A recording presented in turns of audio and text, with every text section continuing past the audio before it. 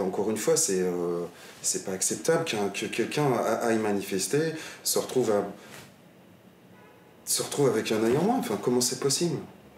Je n'ai absolument pas vu de déferlement de haine, de casseurs, de gens venus pour détruire la République. Je crois que ces gens-là ne sont pas là pour détruire la République, on est là pour reconstruire une vraie République, quoi. Clairement. C'est vrai que moi, quand j'ai commencé à aller manifester à partir du mois de décembre, j'ai pas eu envie de mettre une pancarte en disant je suis l'acteur du cinéma français.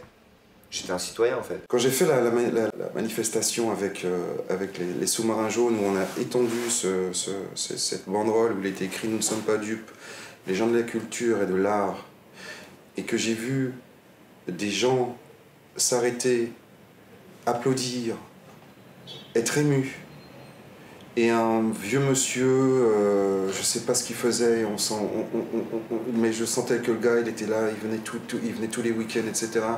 Et qui dit la culture, enfin, on vous attend depuis longtemps, quoi.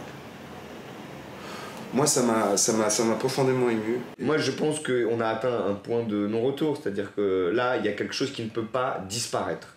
Ça peut pas d'un coup dire ah bah il y a eu la période des gilets jaunes et puis pouf, ça c'est terminé. Il y a des gens qui vont rester, qui vont pas vouloir regarder autour d'eux et qui vont continuer à vivre.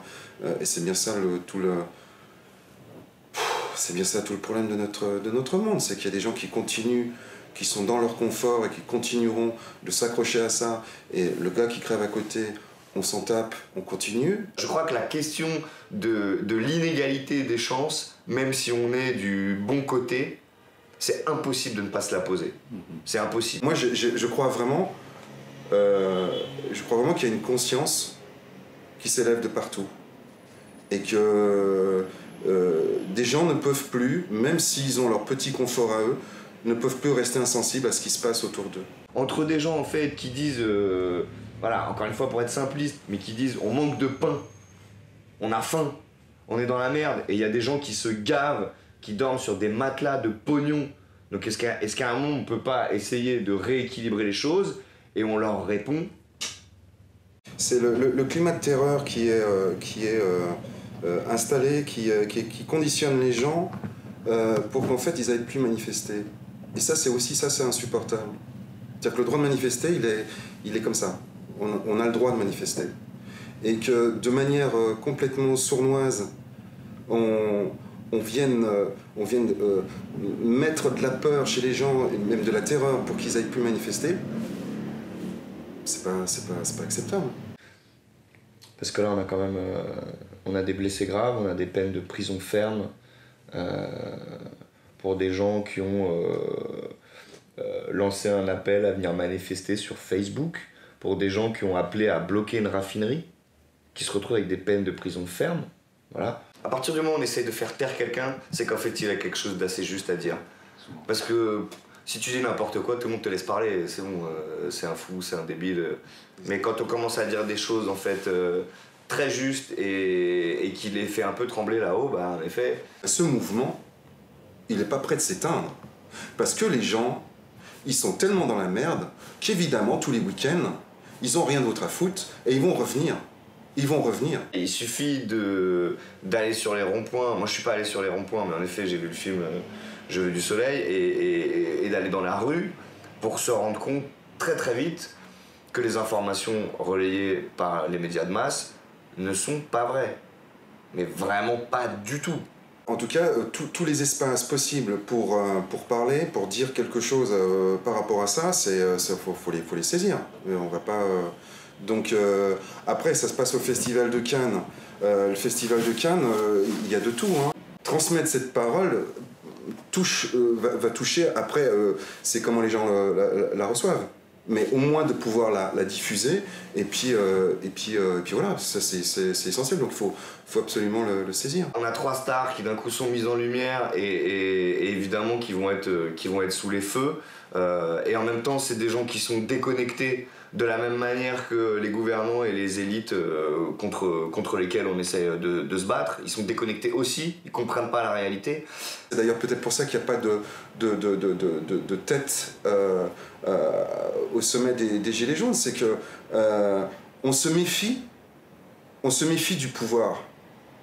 On a bien compris, on ne pourra pas faire les uns sans les autres. Et on a bien compris qu'en fait, peut-être la seule chose qui va nous permettre de vivre mieux maintenant, c'est de prendre les décisions collectivement, mais c'est dans l'immeuble, dans la rue, dans le quartier. Et c'est pas ce système pyramidal où il y a un mec qui va décider pour tout le monde et qui ne sait absolument pas comment vivent les gens, quoi. On est dans un système qui, on le voit bien depuis un certain nombre d'années, va gentiment dans le mur. Ce système, il faut qu'on le fasse péter, mais on ne sait pas ce qu'il y a derrière. Et ça fait peur à tout le monde.